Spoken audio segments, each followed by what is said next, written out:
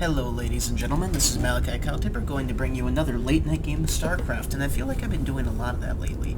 It is about 3:15 a.m. and I gotta say that this is normally way past my StarCraft playing time, but I'm going to bring you a nice, kind of short little game on Shakuras Plateau.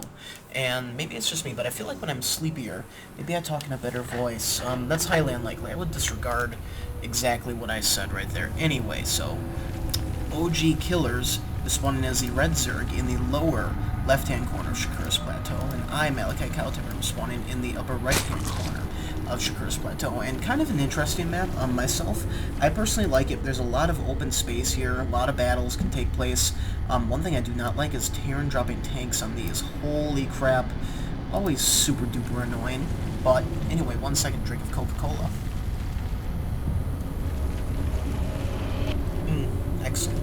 So, one thing maybe you guys can help me out with in the comments and stuff like that is, 6 pool, 1, 2, 3, 4, 5, 6, 7 pool maybe, possibly? Let's bring up production and all that other good stuff. So, we take a look at this. oGKiLLeRs has decided to go for a faster early pool.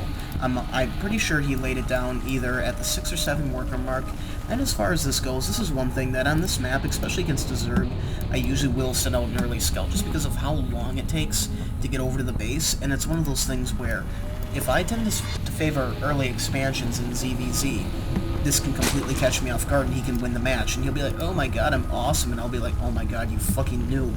Anyway, so when I get my drone over here, I see this, and I'm like, oh, early pool, too easy. So at this point, if we take a look at my food count, I'm at 14 harvesters, pretty much right where I wanted to be anyway. My pool's going to go down immediately. Now, what's kind of interesting is my pool went down after his had already started. His 6 lings are already halfway finished. But the one thing that he did not take into account for is all this way that he has to go. We're still running, and oh my god, we're finally at my base. Wow, that took forever, even on the mini-map. So what's interesting about doing a 6 pool on a map like this is almost how completely ineffective it can be. So if we check this out, he's sending out a worker early, probably in hopes to kind of bury it in the other corner here, but my overlord is too smart for that. He's like, no, fuck you, I'm not going to let you do that shit. That's lame. And for some reason, my drone's just kind of hanging out, and he's like, hey guys, you gonna go kill my base? And they're like, yeah, buddy.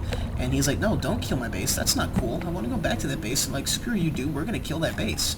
So if we check this out, I'm gonna let him start this, and I'm gonna bring all my workers down, and I'm gonna get a nice surround on it, and I'm gonna force him to cancel it, but that drone is dead. And so they finally actually kill my drone. Sad panda. But if we check this out right here, my 6 lings are almost already produced. He has 6 lings here, 2 lings here, 2 lings here, 2 lings here.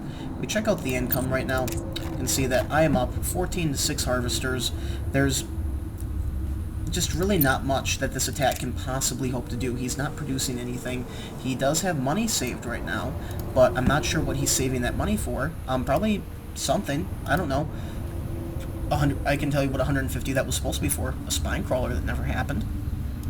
So if we check this out, what I'm going to do is I'm going to bring my drones right around here, right as my lings spawn. Now my reason for doing that is that it's all extra DPS, and what I need to do is I need to keep these lings alive as long as possible. I cannot allow them to die, because I know that there's more lings incoming, and what I really want to do is get him to engage with my drones helping me.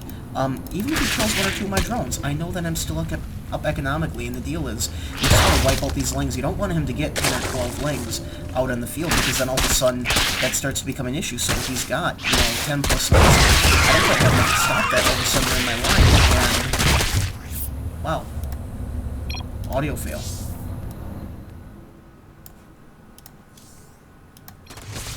So anyway, now that my queen is out, my lings are out, I'm going to bring my drones around. She's going to inject just in case something bad happens, and mischief managed. Units lost. We can see that he came out definitely behind as far as that attack is concerned. We check out the income right here, 13 to 9, and at this point I have a few extra lings, and we can see that I'm still producing, maybe a few more panic lings, but at this point I'm going to get my gas down, and I'm going to start to play a normal macro game. So the one thing that you don't want to do when you have this type of advantage in this type of situation is throw it away by being like, oh my god, I need to counterattack and spam lings. Because if we take a look at this, he's going to have a spine crawler in his mineral line. There's no point for me to try to send in mass numbers of lings. just because he could do the same thing to me while he's droning.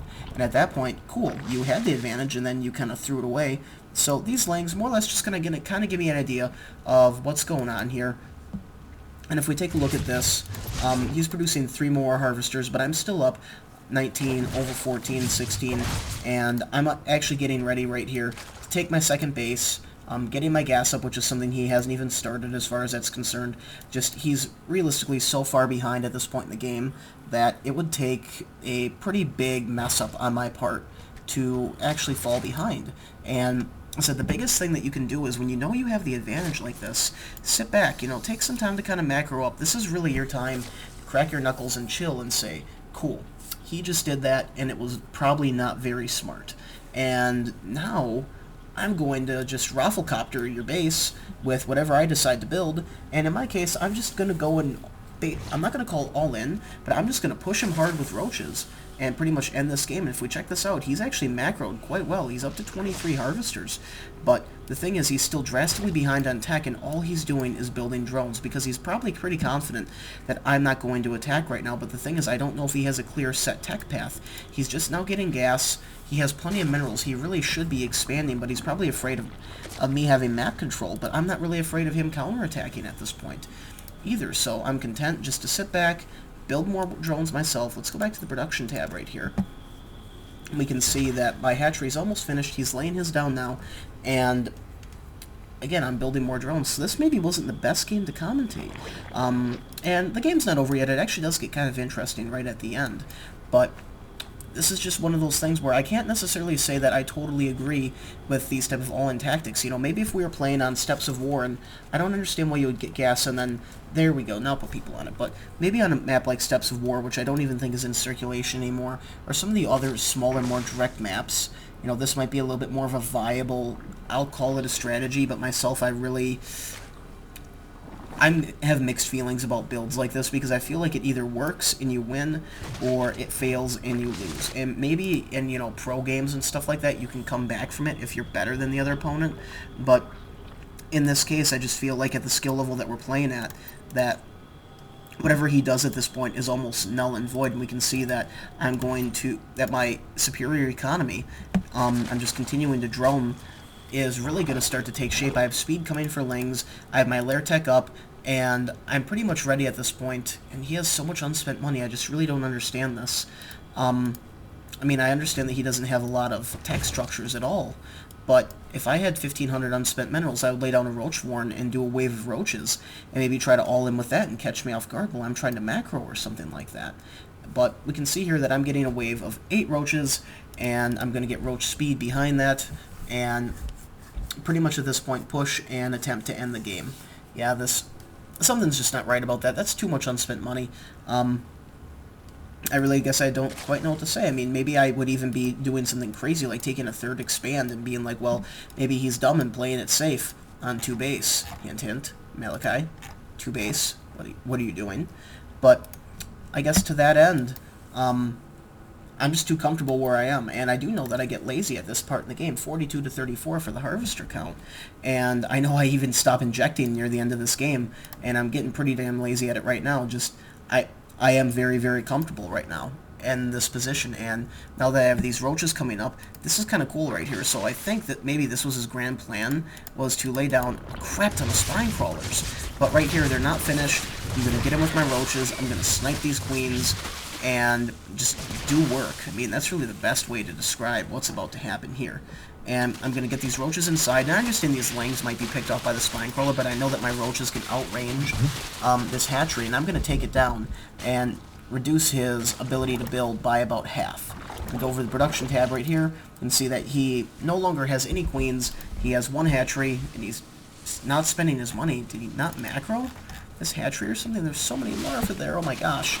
But anyway, we can see right here, I'm supply blocking myself. I and decided to get a third base just simply for the sake of getting the third base and run these guys around, and they're in pretty good condition. What I'm actually going to do, this is kind of neat, is bury them over here behind the mineral line and just start sniping out these workers and killing them. And I probably could try to take out some of these spine crawlers while they're burrowing, but really, realistically, my biggest point is just to kill these workers and guarantee that he just doesn't have an economy. And again, being able to bury my roaches in the side, use the train gear advantage. Oh, nice little ball of awesome.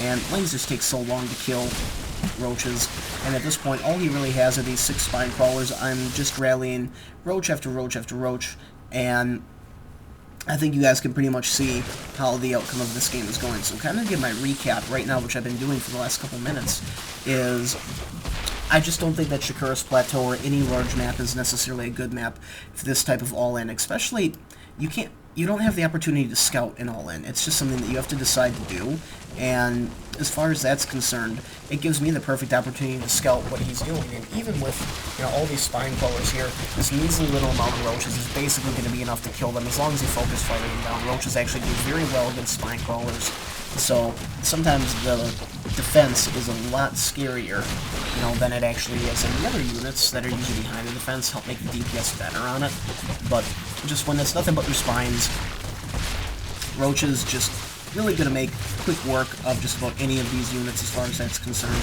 But again, I guess if you want to try to do all-ins, make sure that you pick the map and I don't know, maybe just don't do them. I personally think that they just don't really make for fun games of StarCraft, and it just seems weird that you would see somebody who's in the Platinum League in the game who has 650 combined wins like this guy does, just decide to go a blind all-in on Shikuris Plateau. Maybe it's because it's 3 a.m. and StarCraft gets kind of crazy. Like, see, no hotkeys, no injects. How much energy? 36. Oh, wow, 109. Yeah, so as far as that goes, I've been a lazy person, and it's time for me to get to bed. So I hope you guys enjoyed this late-night commentary. This is Malikicowtipper signing out.